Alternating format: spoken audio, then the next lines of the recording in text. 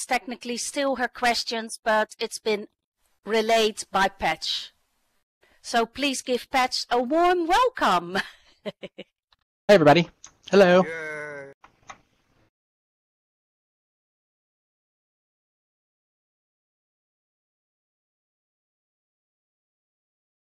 All right. So we're executing backup plan B.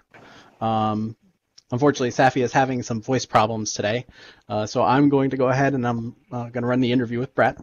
And Safi is here with me as well for handling questions and stuff. So I think we'll get going here if we're good to go. So Brett, yeah, tell us a little bit about yourself. First of all, thanks for stepping in, Patch. It's great to be interviewed by Safia, but it's also awesome to be interviewed by you. And thank you, everybody, for your patience here as well. So I am in the marketing team at Linden Lab, and I've been at Linden Lab for about 10 years, which is a pretty long time, actually. I think I'm probably the longest employed Linden in the marketing department, but my roles have sort of evolved over the years. Before coming to Linden Lab, I worked out of college at a few different music and tech publications, Billboard magazine for actually several years, actually managed a couple of music charts for quite some time, and ultimately shifted into covering sort of the early days of music meets technology. And when I did that, I had a chance to interview and meet some of the executives at Real Networks, where Philip Rosedale was at the time. And so I actually ended up leaving Billboard, going to Real Networks, and was there for a couple of years, and that's sort of what brought me over into the tech sector. And, I remember just, Philip's early vision of Second Life before it was Second Life, via my time at Linden Lab, at Real Networks. So it was really awesome to come over to Linden a few years later. That's a little bit of the background. I've done a lot of stuff over the years, a lot of tech, a lot of music journalism. So, I've been a huge fan of virtual worlds for forever. So it's just awesome to actually, play a role at Second Life.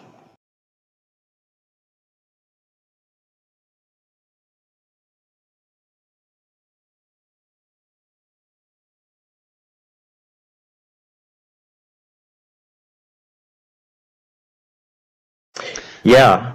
Sorry, Pat, did you want to repeat that question? Yeah, I was going to relay just so that the folks in World can hear. Safia just basically asked that she understands that Brett has an academic interest and such as well, and that also probably brought something together for you with virtual worlds. Yeah, I also teach in addition, and I've had a role in. I come from a family of educators, so I taught many years ago at a local community college in California. And currently teach at a university in Washington State. And, my classes and interests there vary, but a lot of it focuses on everything from journalism to social media persuasion.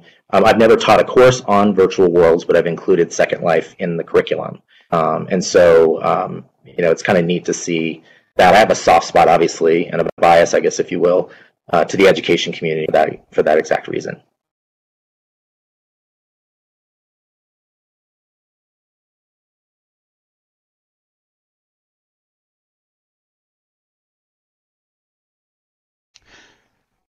Safia asked if you had ever published anything that we can read, or are we allowed to hear about those things?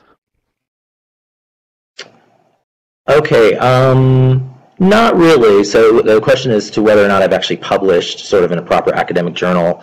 No, I'm not. I don't have my PhD, although that would be something I'd like to do. And so I haven't really had a heavy focus on research. However, some of the colleagues I work with, there actually is a VR lab at the university I teach with, and I've done a lot of interactive events in Second Life, actually in Sansar as well. The best known of which was a few years back. We did something called the Virtual Journalism Summit. I mentioned earlier my interest, in journalism specifically, and we brought together a lot of folks from the journalism and tech sectors to talk about this sort of convergence of journalism and virtual worlds and the stories within it. So Drax, who many of you know, was actually flown out to the campus. Philip Rosedale was flown out. We had a gentleman, some may or may not know, Lane Merrifield, who was one of the co-founders of Club Disney, or not Club Disney, Club Penguin that Disney owned. And I forgot her name, but a reporter from CNN came out, and it was just a whole day of workshops talking about the phenomena of genuine stories within 3D spaces, and the idea that you would treat these communities and stories within Second Life and other virtual worlds like they were legitimate news stories. There's a lot of really fascinating and interesting things that happen in them. And so there's, at that time, in the earlier days of Second Life, many may recall, actually CNN and Reuters actually had, for a short period of time, actual in-world bureaus and virtual embedded journalists, which is just pretty cool. So I've sort of been on the sidelines properly for academic research, but I've certainly been involved in exploring the phenomena, via the academic system.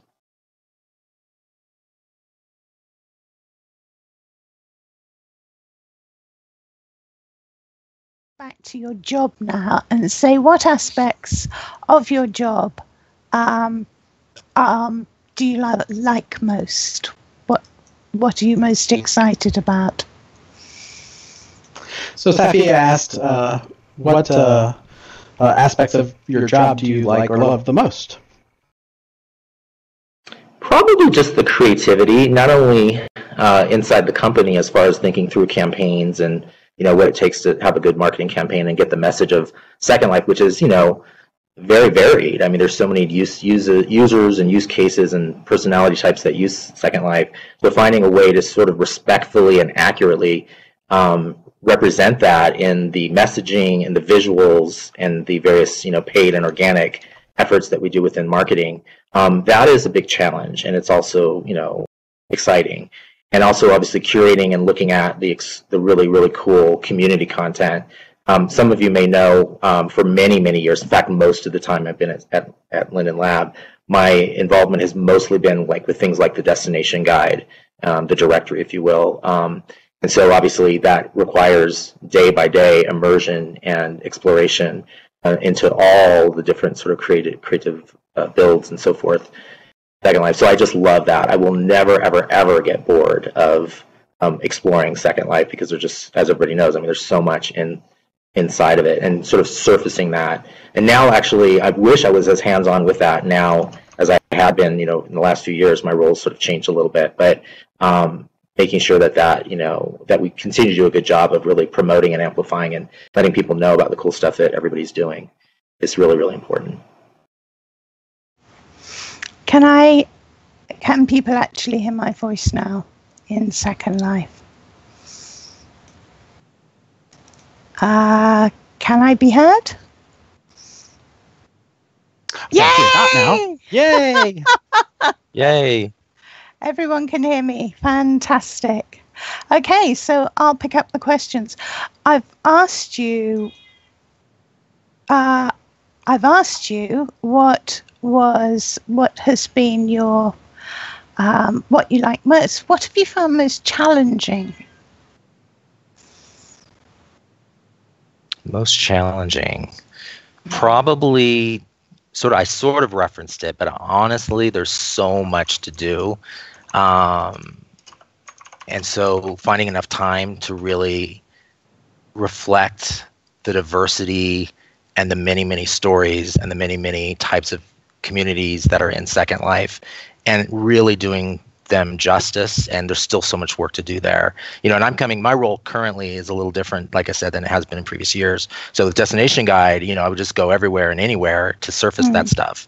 And so then shifting a little bit more recently into, some of the paid acquisition campaigns and that side of thing. And it's not just me, there's a team of people, of course, but, I just feel such a responsibility to do it right. And especially really, I'm very hypersensitive to maybe outside perceptions that sometimes Lindens and marketing don't spend time in Second Life or don't understand it, and just see it as another job. And honestly, having been here a decade plus, especially with that time at Destination Guide, not only through my official Linden account, but my many alts that are quite active in Second Life and lots of communities. I think that that's my biggest sensitivity is just really making sure I in a respectful way and an impactful way, surface, the right messaging for Second Life. And I think that's a difficult thing to do. I think a lot of people here hopefully know that there's such diversity in so many different communities, and sometimes they overlap and sometimes they don't.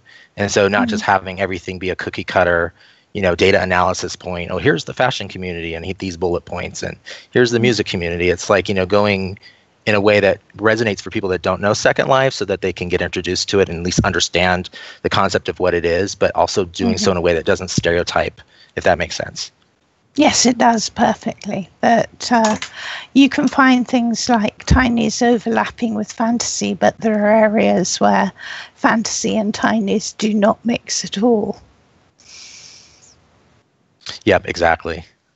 You must have built up quite a knowledge, though, with the destination guide and traveling around. That must have been fantastic, a fantastic job.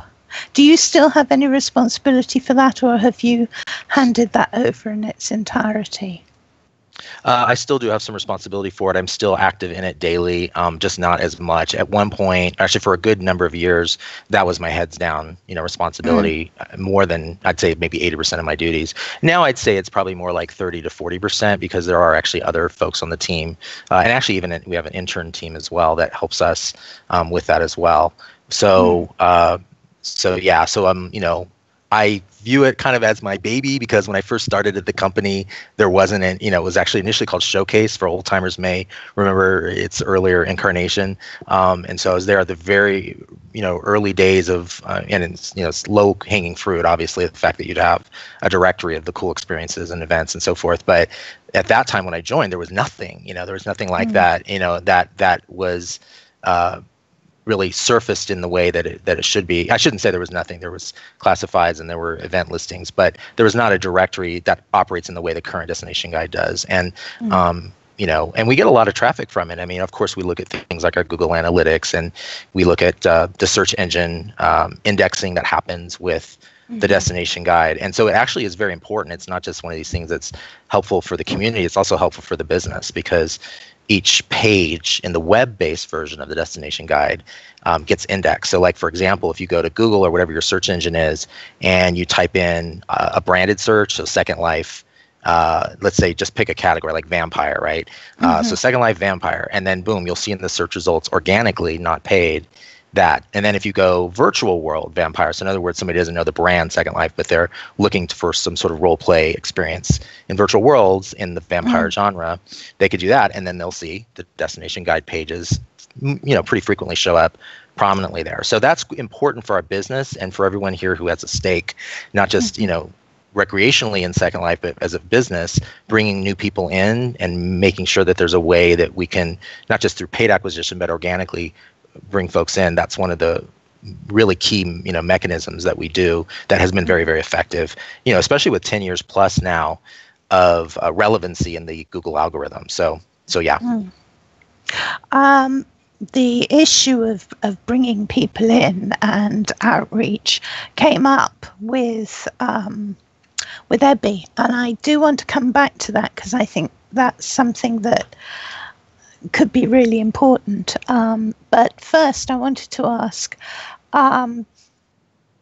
what makes a good destination for you? And have you ever come across one that was just so compelling that you kind of dropped everything and said, right, I've got to have this in the destination guide now? Yeah, certainly over the years, there's been a lot of times, obviously people that develop or create in Second Life, artists, musicians, whatever it may be, have a reputation. We all know that. There's people that have almost like a celebrity status because they're so well known and revered for what they do. And so every once in a while there'll be a new exhibit. Like one of my soft spots is for like art, and I love like the Linden Endowment for the Arts builds that get refreshed. I forgot what the cycle is, every few weeks or a couple of months or so. So well, when those artists in residence are 6 months, and artists in residence are 6 months, and the core regions are every 3 months. Yeah. Exactly. And so there's a pretty, frequent refresh of those. So whenever that happens, that'll be something that I'll like flock to, just like everybody, who's following that.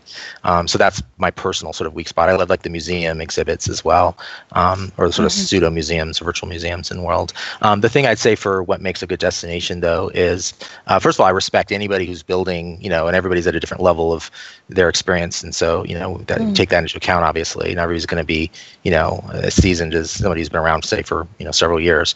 But we do look at the quality, of course, in the Second Life. We also want to be accurate in terms of how things are categorized. We have a lot of the vast majority of the submissions are user submitted, so user suggestions. They can use the form to suggest their own venues, and so we'll get those and bring them in the queue, and then we'll monitor the blogosphere as well to see things that are not submitted to supplement the user submissions. So it's a combination of that. And so we'll look if there's anything happening in the blogosphere that's not represented in the guide, we'll try to add it manually. If there's anything unique or exceptional, that would be something we look at. There's this one category called editor's picks where we'll sort of give a little bit of extra, visibility to something.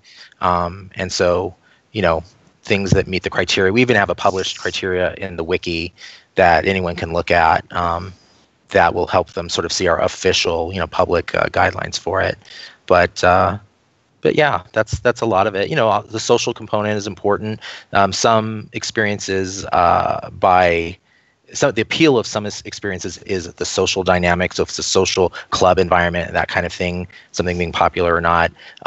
Again, the cachet of the person who's building it and whether they're known might help in terms of we thinking it's worthy of promoting, perhaps if there's a reputation that's been developed. Again, like the Bryn O's and Seeka Ghosts of the world, those kinds of folks who do, every time something comes out from them, it's like, oh my God, we got to check it out right now. And I don't want to do, you know what I mean? I don't want to do a disservice to the many other artists out there as well, but there's so many great creators that we just want to support. Right. Are there any other ways that residents could contribute to the website that would help you? Obviously, by recommending destinations and putting in their events, that's all going to build.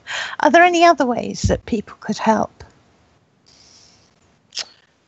Yeah, I think the best thing really is word of mouth. And so many of us have ways that we can share what we think is cool or worth, some exposure.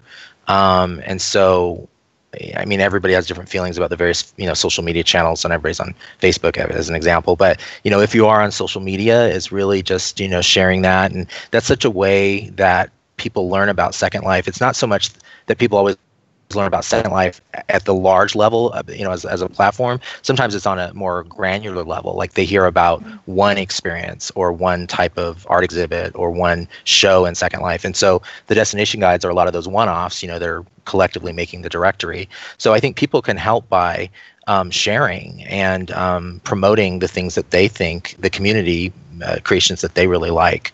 And so there's so much community created content already, and I know that Ziola was here on Monday representing the community side of things. I work very closely with Ziola, and we're constantly sort of mining or looking through things like the Flickr feeds and YouTube videos, blog posts, and those things are so helpful. I mean, we're really blessed to have a community that cares, and sometimes that passion is positive energy and sometimes it's negative energy, but that energy is there at least. And, when we see those sort of, that exposure via social or blogs or whatever it is, helping, we want to help to amplify that via the official channels, retweeting it or sharing it on there. But I think the community can help by doing that too. Brilliant. Yeah, I want to come back to that, but first, I wanted to ask about the roadmap and what your role in the 15-year roadmap has been. Yeah, so I'm just a little sliver of it because I know you've had many of the other contributors to it here this week already. Certainly, I'm not the person to talk at length on the technical front, so improving the platform from a technical perspective. You've had those folks here already. But what I can speak is to some of the initiatives that bring in new users and or helping with engagement of existing users. And so Patch, who's here, could speak at great length, as I'm sure probably already has, about themed learning islands. We're in marketing supportive, hand in hand with Patch and his team to make sure that that initiative and the testing that goes on, I can sort of backtrack and talk more about that or not if it's of interest to folks, but it's a concept that is relatively new and something that's absolutely in the middle of testing right now. So there's a lot of learning still to be had about that, and that's on the roadmap. I think in general we also have some pretty lofty or ambitious goals to see increase in growth in the monthly active users. So for people that are in the industry, you'll hear like a term, the acronym are MAU, M-A-U, which is monthly active users. And so that speaks to the health of the active Second Life community, how many people are logging in and people are sticking around. I mean, what percentage are new people versus existing users, and what things can we do to help engage and keep people interested and or support the organic community efforts in there. One of the things I'm really proud of that's really exciting, as of this week, we unveiled the gift grab, which again, Patch has been a key part of. Props to him, of course, and his team. So marketing supporting the gift grab. And if people don't know about that, and this speaks to your question, the gift grab is something different than for Linden Lab. We've not done a promotion in this particular way, but basically there's a HUD that you can grab and essentially tracks week by week. There's a free gift given out every week for starting this week, and it's only available for 1 week each week. So you have to get it before it expires, right at the end of the week. The HUD will track almost like a gamified progress bar, week 1, week 2, week 3, etc. And if you have been logging in once a week, which is part of the business side of this, the incentive of giving people a reason to log in or another reason to log in to claim their gift. At the end of the 14 weeks, if your HUD shows the progress of check marks of all 14 weeks, you'll get a secret super prize at the end, which will remain a mystery until the 15th week. Okay, I have just rezzed out on the table the first week's gift grab, because I have gone and done that. And that comes out with Ta-da. a birthday cake! 15th birthday cake! I love it. And if you touch it, you can get a slice. I presume anyone who touches it can get a slice of cake. Can they, Brett? That's interesting. Can you? Is it all for me? Well, you can touch it, see if you can get one. Yay! People can get it. Love it. So there'll be a new unique item. And just so people know, the refresh date or the new date will be every Monday. I hesitate to give the exact time, but approximately 9 a.m.-ish SLT time. That may be off by that. On Patch, you can correct me if that's wrong. But it's on Mondays. And you have to keep an eye for clues. People may say, well, where do I get these gifts? I've got the HUD, but how do I find them? And so we'll be publishing, as we already have, on the blog and on our social media channels, a clue. To where on the grid it's hidden. We do give you a little bit of a cheat in the sense that we give you a maps link that doesn't take you directly to the item. Obviously, you have to kind of work to find it, but it'll give you a clue and a starting link. So you're at least starting off in the right spot, area, and then you got to go seek and find based on the clue. So so every Monday, 9 a.m.-ish. Pacific SLT time, you'll see a new item. And that is unlike anything we've done before because it goes on for 15 weeks. And this week is so important because it marks the official birthday point of Second Life. But, we're thinking of this as really a year-long celebration. And so there's lots of things planned that go just beyond this week. And this is just one of them.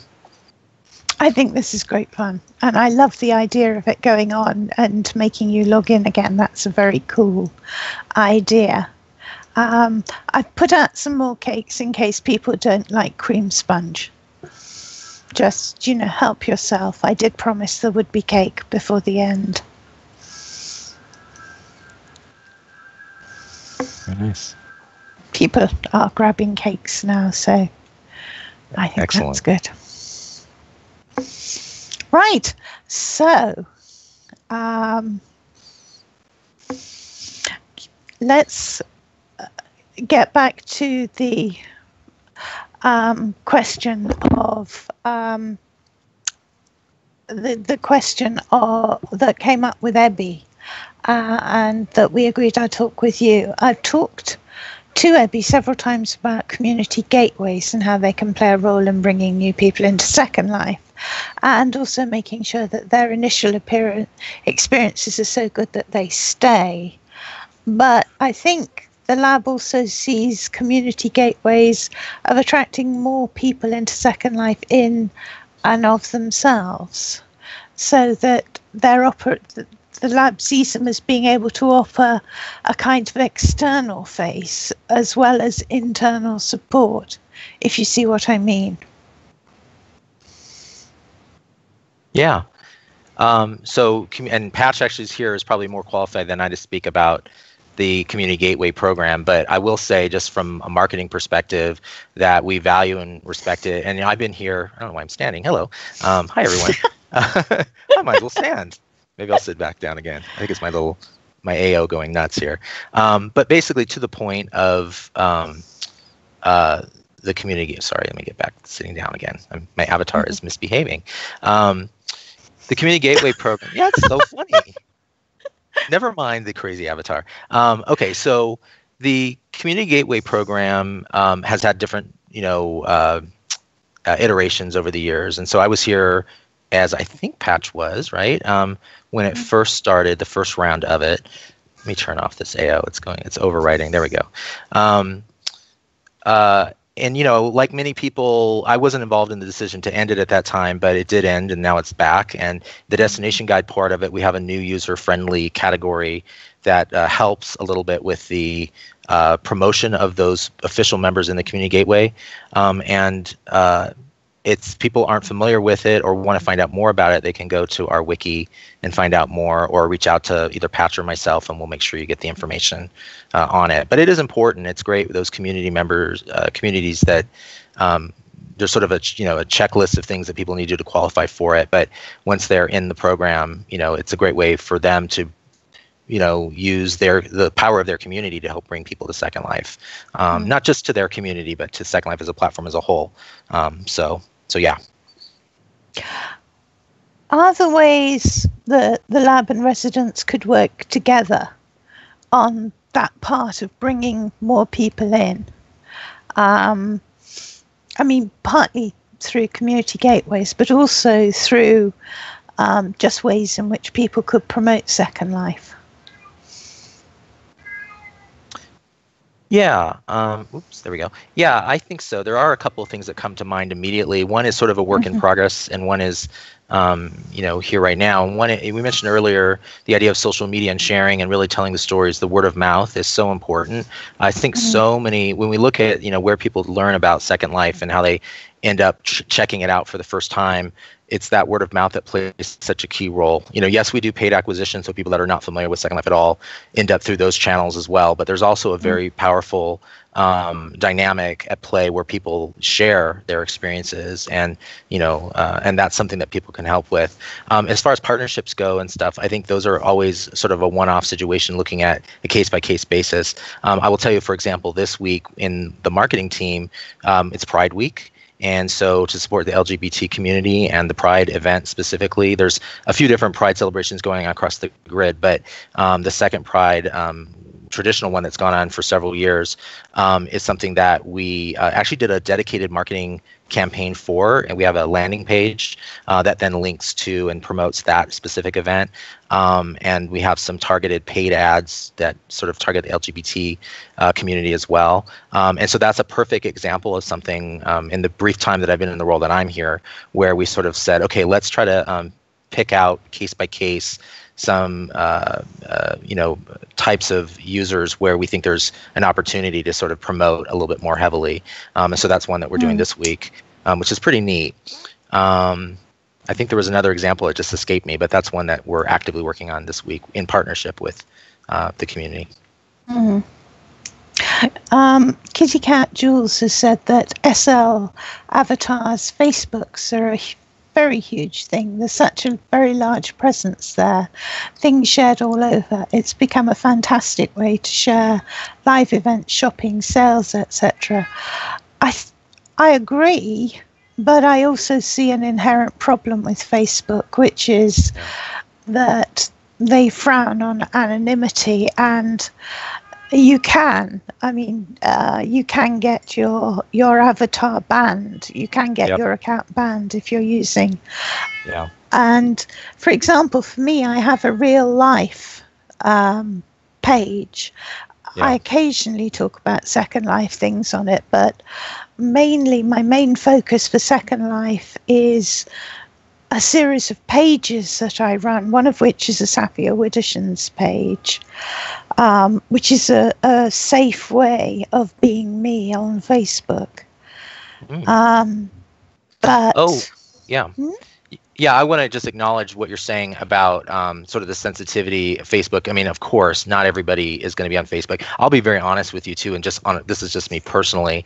I have like a love-hate relationship with Facebook because I kind of have to be involved in it. One, because of I mentioned it earlier, I teach, and part of social media is part of in the wheelhouse of what I teach. So I have to be aware of what's going on there, and also, of course, in my job. But on a personal note, like I'm one of those people in my personal life where I don't share very much on Facebook. I just am more introverted, I guess you'd say. So, frankly, I probably fall into the category of the type of person who, left to my own devices, would probably not be on Facebook at all because, I just don't particularly see a value in it for me, although I recognize it for others. I certainly recognize the value it brings for marketing and that sort of thing. So I just really empathize and understand for those people that are like, oh, that's not for me. I also forgot to mention, you talked about partnership and promotion opportunities, and I knew there was something I forgot. So this is something that is still, I would argue, a work in progress at Linden Lab, but we do have place pages, and it is a relatively new initiative, that was sort of put out, and I would like us actually as a company to sort of, improve that product, honestly, but it is something that people should be aware of. And if you're not familiar with place pages, it's basically something that allows you, a creator or somebody, if you have, land in Second Life, you're eligible to have a place page, and you go to places.secondlife.com, and when you're logged in, it'll show you which pages you're eligible to create based on your account. And what you can do with that is you can actually upload slideshows, actually embed YouTube videos if you have them that promote your venue or your place.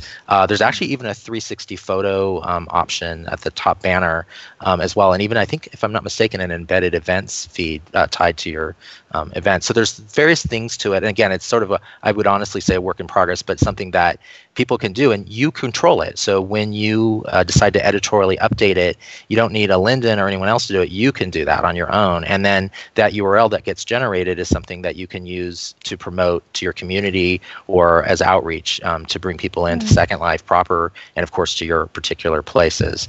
So again, it's something that I think we'll see. We're still talking through our roadmap options for the next year and so forth. So I hope that we'll see some improvements based on community feedback to it. But I encourage people to check it out. It'd be quite fun to try and develop the Designing Worlds place through that, to have a place page for Designing Worlds, because we do have a studio. And we could stream our shows on it, I suppose. Would that be possible?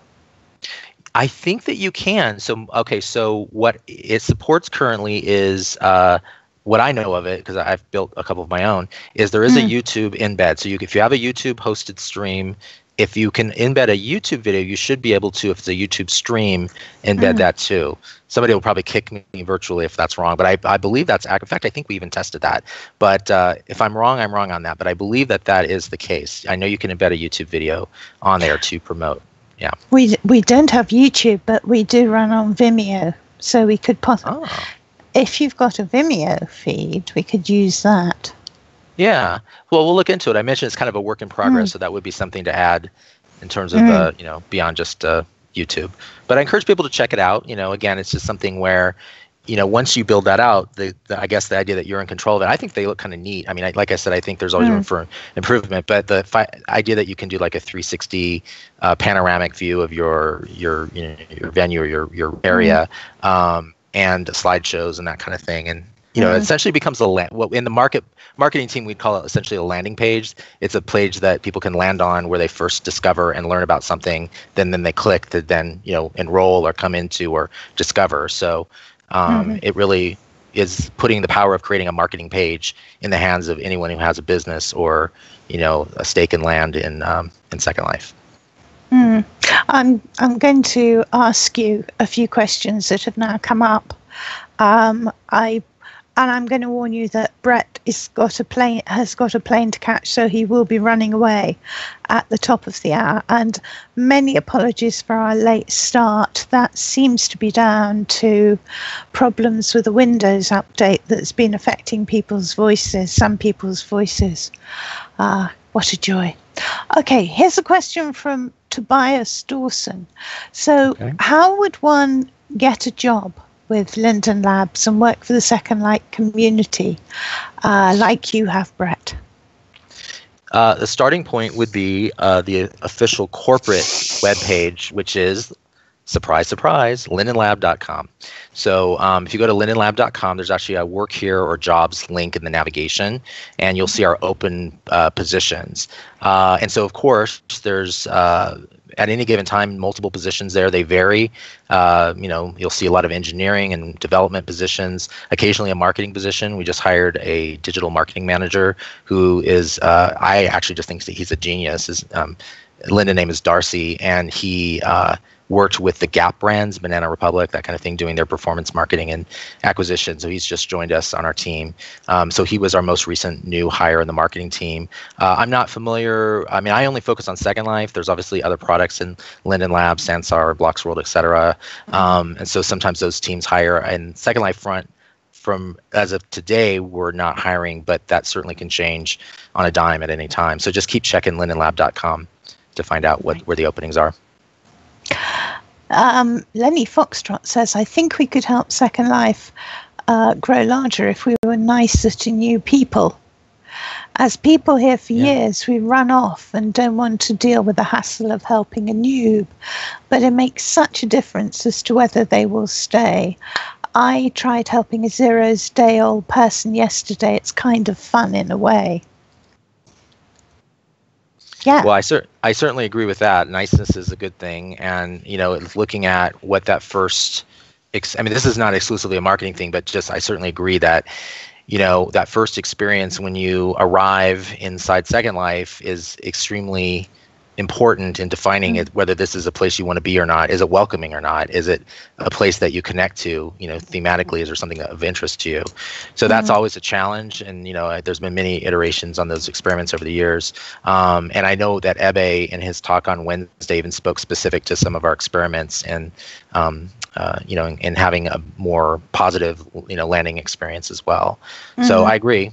And that can look a lot of different ways. Certainly the Community Gateway program that you spoke to, where we have volunteers that really generously donate their time or have an arrangement where they can be there to greet people and handhold them through those first complicated the first complicated hour can be very intimidating for a lot of us. I know my first hour, for me, what brought me in was, I mentioned my interest in journalism. It was the idea that there were these in-world news bureaus, CNN and Reuters. And I landed, like many people, in this learning area experience. And I'm like, well, where's CNN's bureau? How do I get there? It wasn't what I expected, right? And like a lot of us, it's like something may bring you into Second Life, but you're not sure, like, where's the stuff I'm looking for? So, those humans that are there as greeters can certainly help with that. And, beyond that, we need to look at things that work effectively, whether it be the destination guide or other initiatives, to also help people understand that your first landing experience it shouldn't be your last.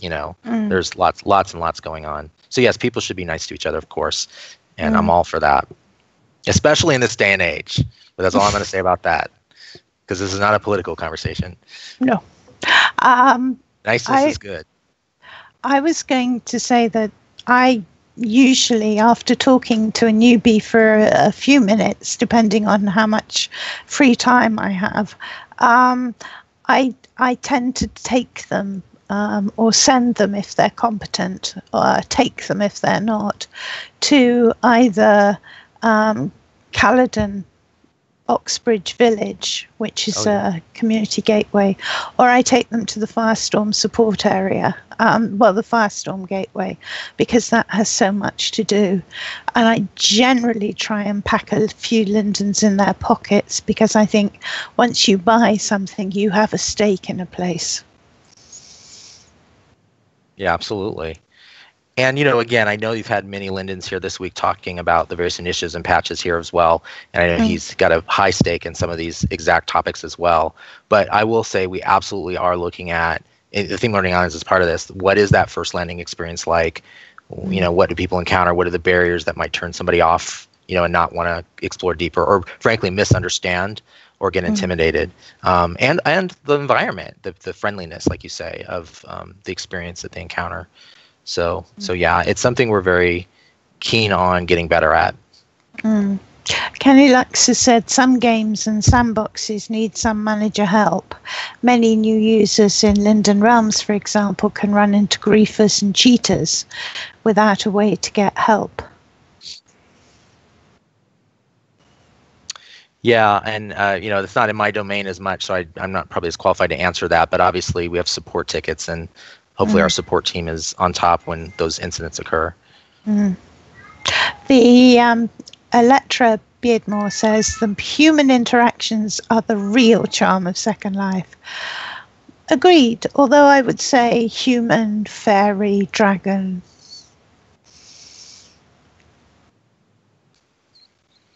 Yeah, interactions in general with others in avatars, whether they be human, non-human, whatever it may be.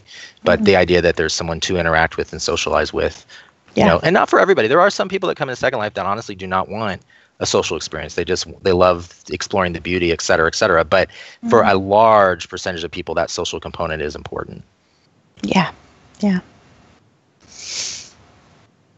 Okay, we have a few more minutes. Do people have any other questions for Brett? Okay. New users don't often know how to make a ticket when they learn Second Life. There needs to be some sort of support groups for that. Oh yes, and Holger says, before Brett runs away, happy Res Day to Brett. 1 week ago, he filled up 4,000 days in Second Life. Yay. And I see the cake there celebrating it right in front of me. Yum. Yeah, got the date a bit wrong. Thank you. Yeah, that's nice. 15 rather than 4,000, but yeah. Yeah. Thank you. That's very nice. I appreciate that. Raven Carr asks, will the Second Life mentor program be coming back?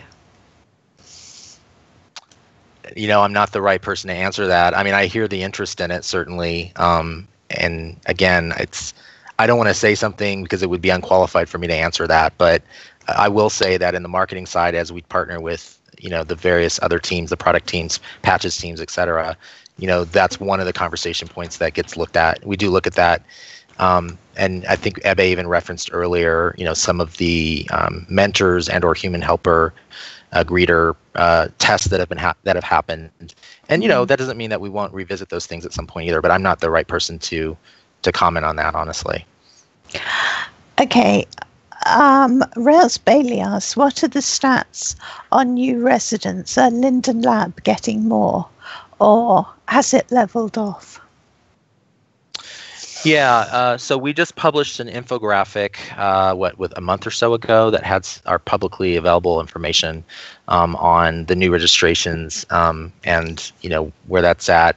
I'll say as a general rule, there was a peak around I may get the exact year wrong, but the peak was probably 2009-ish or so again, and there's been sort of a slow, steady decline. We had obviously a hype cycle in the mainstream media where Second Life was sort of a novel thing and new, and hey, we're 15 years on now, so we're still ticking along and doing quite well. But what's interesting about this year in particular is there's a lot of energy inside the lab in particular to not just accept the fact there'll be a slow, steady decline, because obviously we want that to not be the case. And so we're starting to see some things happen internally and some initiatives get resourcing and some of the campaign funds that we, the marketing budget, et cetera, that are helping us to sort of operate on a full cylinders to actually do the things that I think we need to do to not have us accept just a slow, steady decline. So I would say our goal this year is to level that off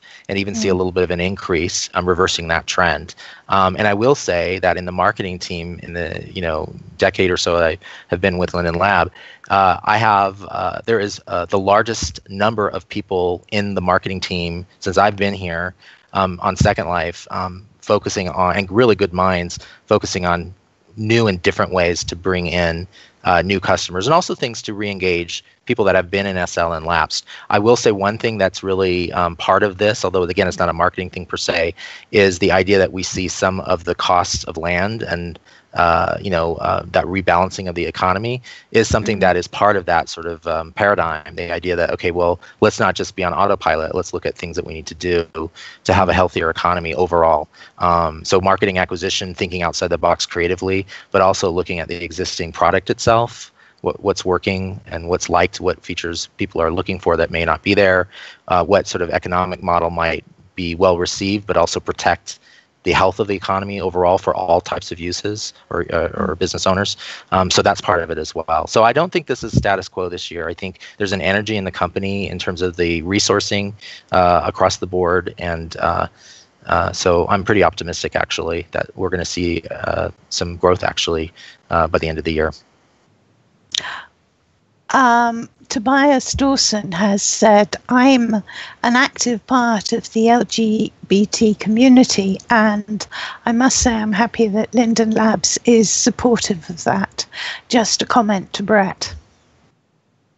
Oh, thank you. It's interesting because one of the things, being on the sidelines of the destination guide, obviously the LGBT category has been a big part of that and gets a lot of clicks and traffic. And I think we all know that that's a large part of the community and certainly worthy of exposure by Linden Lab officially in our campaigns and wherever it may be. So I'm very happy to be part of that.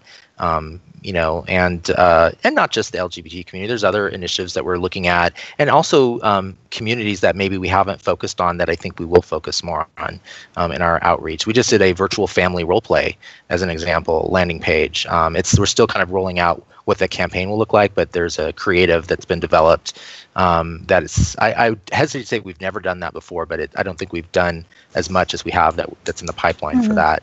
So that's another example of one that's coming out as well. One I would like to ask you about, because I've been interested in different aspects of this over the years. One of the things that Second Life does is there are a number of non-profits here who raise money, awareness programs like that. I mean, Relay for Life, for example, raises a fantastic amount of money every year. If you look, I'm aware of the time patch. And I was wondering if there doesn't seem to have been a lot of promotion. I mean, in the days when we were getting negative publicity, I was always rather surprised because there could be, in the days when there was negative publicity about Second Life, I felt that, what's being done with non-profits could have offset that, and yet didn't really. Yeah, I agree. I think there's a lot. So listen, I mean, I think there's a lot of areas, and I actually welcome this feedback too, where people say, hey, why aren't you focusing on this or that? And there's going to be a lot of ideas, obviously. People can reach out to me as a follow-up with ideas. We're happy to look at it, or point us to communities that you think we may not be aware of that are, important for us to look at and support, not just through the destination guide, but perhaps through some of our campaigns. And we do a lot of testing, obviously, in the paid acquisition space. We look at what gets clicked on. I saw in the comments earlier, I don't remember who asked this, but somebody said, why are you focusing on romance so much? And so I'll answer that question, which is, it's not the only focus, but I will say that fascinatingly so, that those get a lot of clicks. So the data will tell us, wow, there's a lot of interest. So we get a lot of volume or traffic from people interested in that. So that's the answer to that question. But I will qualify that by saying, please don't misinterpret that as thinking that's the only thing that we're doing outreach on. Obviously, there's other communities and other campaigns, many, many others actually. But it does just so happen that we get a particularly large amount of volume on that theme and topic. Brett, I'm afraid we've come to the top of the hour and we're going to have to end so you can catch your plane. Thank you so much for being here. People have got other questions and I'm sorry we haven't had time to ask those. I guess we're just going to have you back at some point. Well, I'd love to, and thank you very much, and appreciate everybody's patience, and I appreciate being here. Thank you. Okay, and as well as thank you to Brett, I'd like to say thank you for Patch for standing in for me when I was failing horribly at the beginning of the hour. Thank you to Zelm and Dawny, my two fantastic stage managers who kept the show on the road this week. And thank you, lovely audience, for coming, and for many of you coming back again and again, which was lovely. Lovely to see you all. It's been great fun to do these, and see you at SL16B.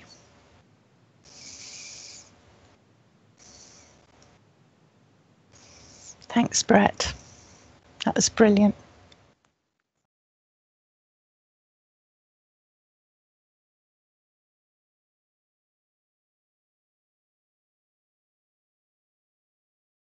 Thank you. Bye-bye. Bye, you all. everyone. Bye-bye. Bye. Thanks, Patch. That was brilliant.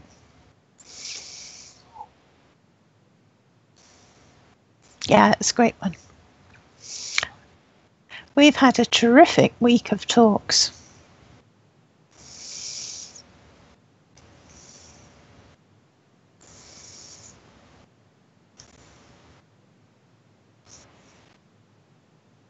Okay.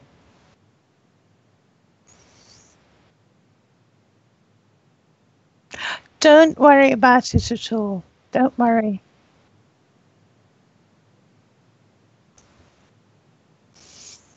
You were great. You were great, and thank you.